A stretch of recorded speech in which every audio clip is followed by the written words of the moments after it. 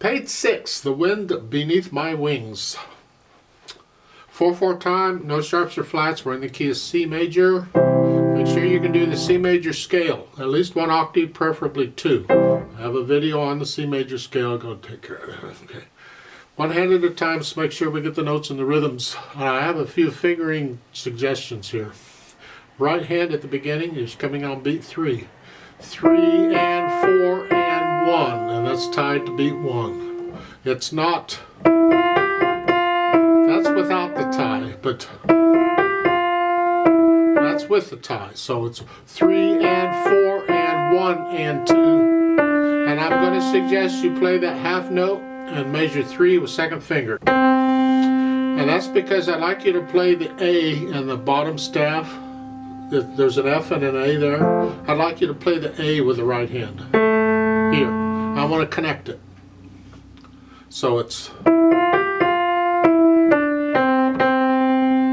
here, and then you can use fifth finger for measure 4 if you want, or fourth finger, it's up to you. And then do it again. Now this one, measure 7, you can stay on thumb because you don't need to play the A. Measure 11, it's a C and a D. They have a 2 and a 3. That's good because the D is tied. See all these curved lines? Well, the top curved line is part of the phrase. We'll get to that later. Right now, the other curved line is a tie. The D's are tied. And the C goes to a B. So it's here and then here. That's how that works. So connect the C and the B together. And then lift up. And you do it again and measure 15 and 16. The D is tied. And then go on. During the rest, come up. 1 and 2 and 3. See that quarter rest? It has a dot behind it. Yes, rests can have dots. If you can have dotted notes, you can have dotted rests. And that's what they've done here. A lot of publishers would not have done it that way. They would have put in a quarter rest and an eighth rest. Because the dot gets half the value of the rest, or the note. So it's the same as an eighth note or an eighth rest. Okay, well, it doesn't matter. You're going to see either one, so you need to be able to deal with either one. So it's 1 and 2 and 3. Crossover for measure 19, just cross over. Again, measure 21, is it? 1 and 2 and 3 and 4.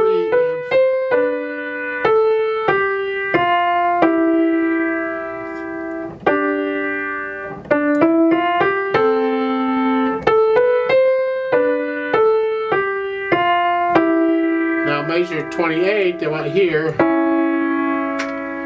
Well, if you don't want to get your hand up in here, you got big fat fingers, it doesn't work.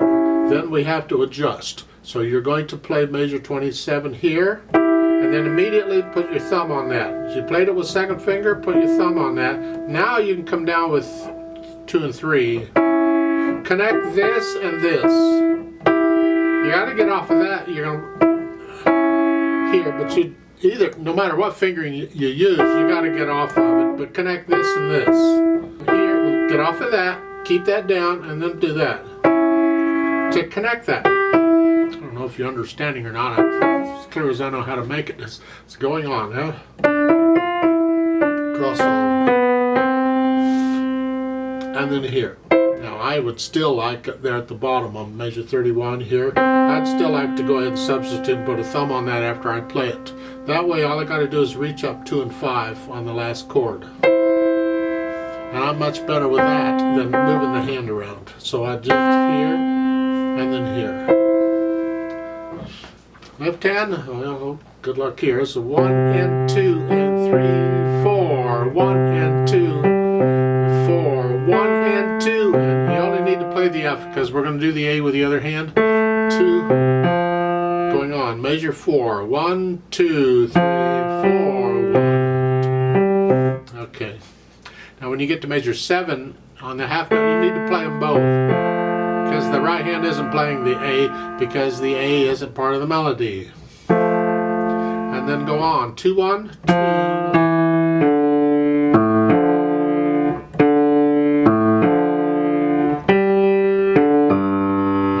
again. Put the hands together. Right there. 1 and 2 and 3 and 4 and 1. See, they're not together. 1 and 2 and 3 and 4 and 1, 2.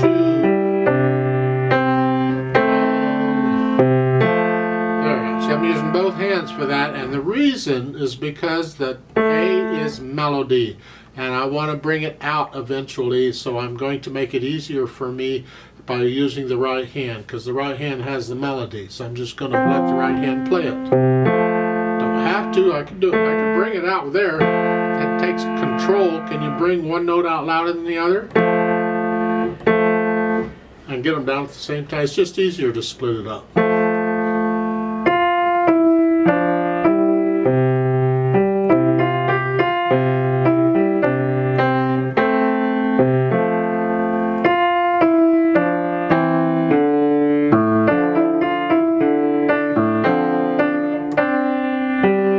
So forth. You go through and put the hands together just very carefully. Then go back through and get rid of the hesitations. You go slow. This is a slow piece anyway, but go slow and steady beat all the way through. No hesitations. Then, as far as the articulation goes, it's all pretty much connected. Just connect this. The rest tell you when to lift up, so lift up on the rest, I guess. But see, in the first line, that curved line, that phrase line goes all the way to that A, because that's melody. That's why I want to play it. And then we lift up. And then the left hand, I'll measure 4 and 5. Just connect the left hand.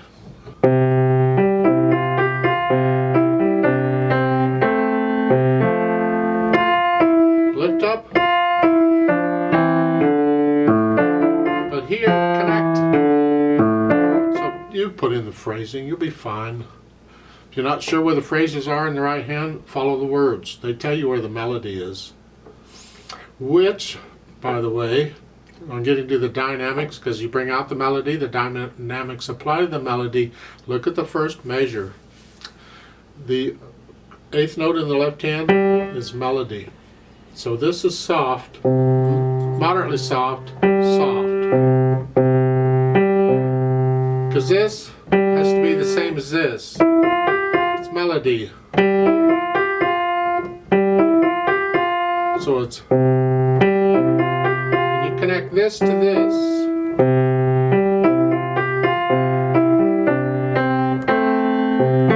that's why this, we want to hear that. And measure 3. Then soft. Then melody is moderately soft. That.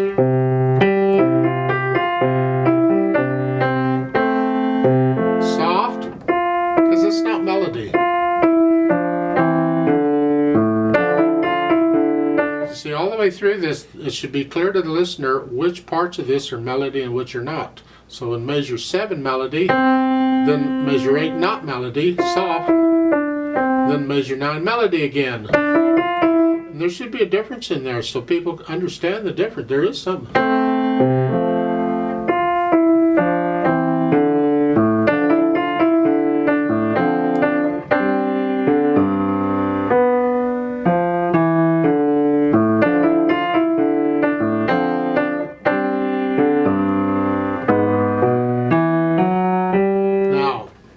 Up to measure 17, this is going to be moderately soft. You go up, it should just go up to about moderately soft in my opinion. The moderately loud applies to the right hand. Here, so it's starting measure 15, soft.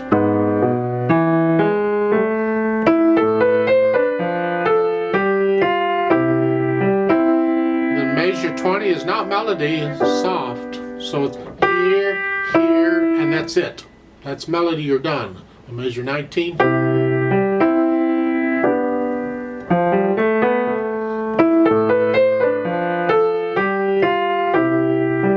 This is not melody, soft. Now you start coming up. lead up to it. Loud.